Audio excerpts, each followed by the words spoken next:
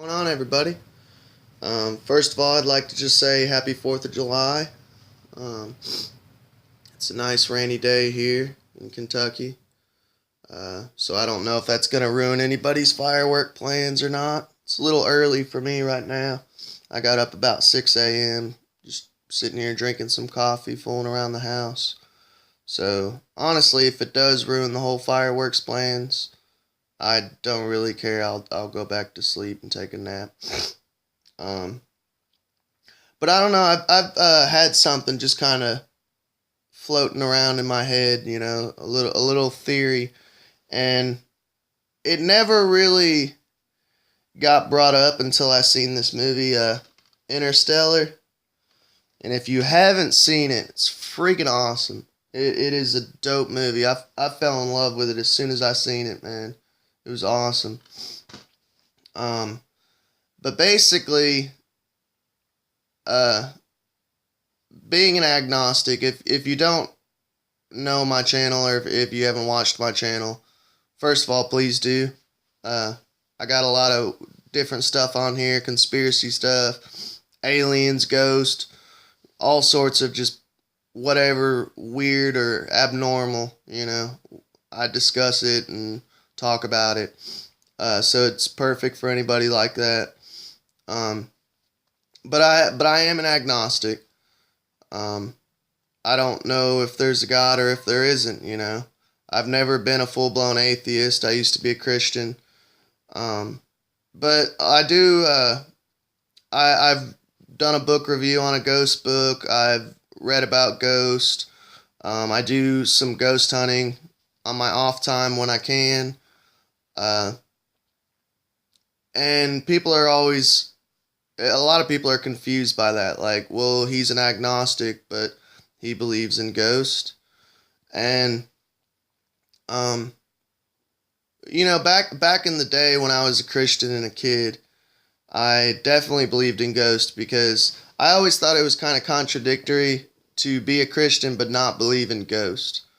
Um, and there's actually a story in the Bible that talks about, I forget who it is. It's King Saul, I think, maybe.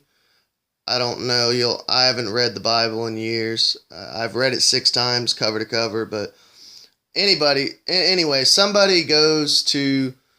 It's called the Witch of Endor, and this biblical character goes to the witch and summons the soul of. Once again, correct me if I'm wrong. I'm sorry.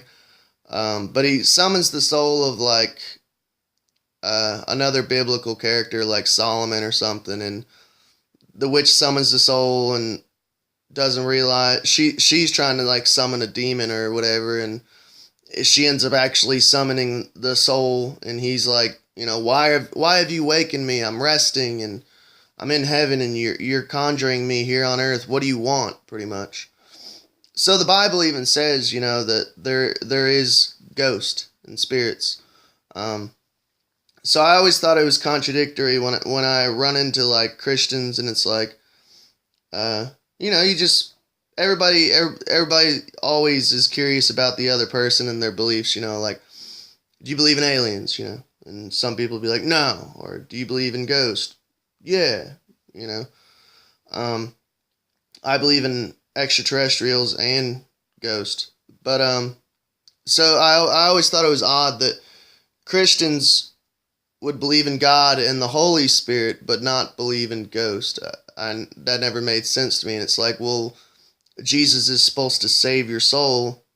Wouldn't a soul be a ghost? And they're like, no, it's different. Well, it's kind of the same thing. Your spirit resides in the body, and the body's the vehicle.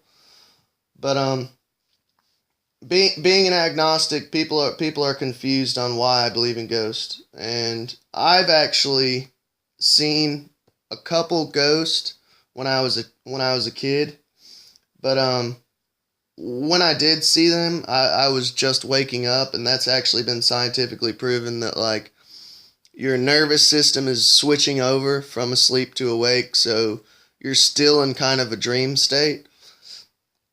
Um, Sorry, I had to take a sip of coffee, man. My mouth is dry. So, essentially, you're seeing like a hallucination.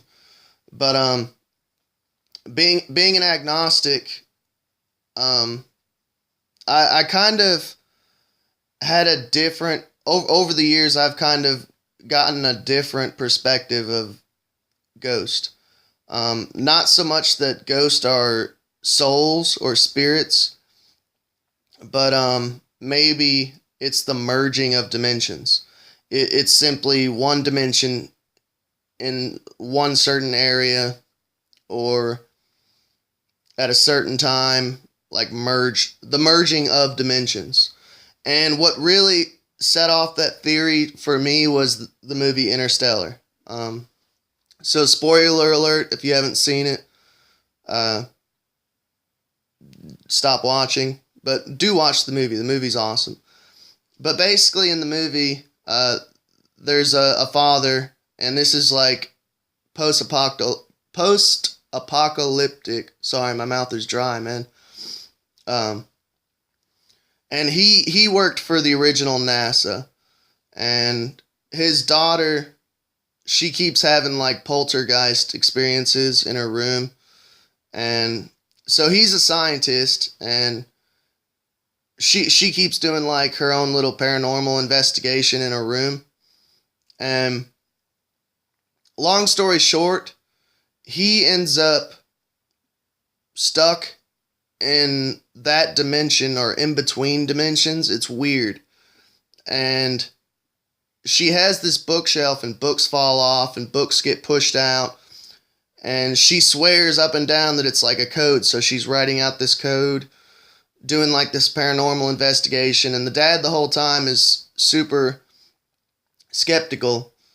And come to find out, by the end of the movie, you figure out that the ghost that she was experiencing and witnessing is actually him in between dimensions, like knocking stuff over and pushing stuff. And I was like, just blew my freaking mind.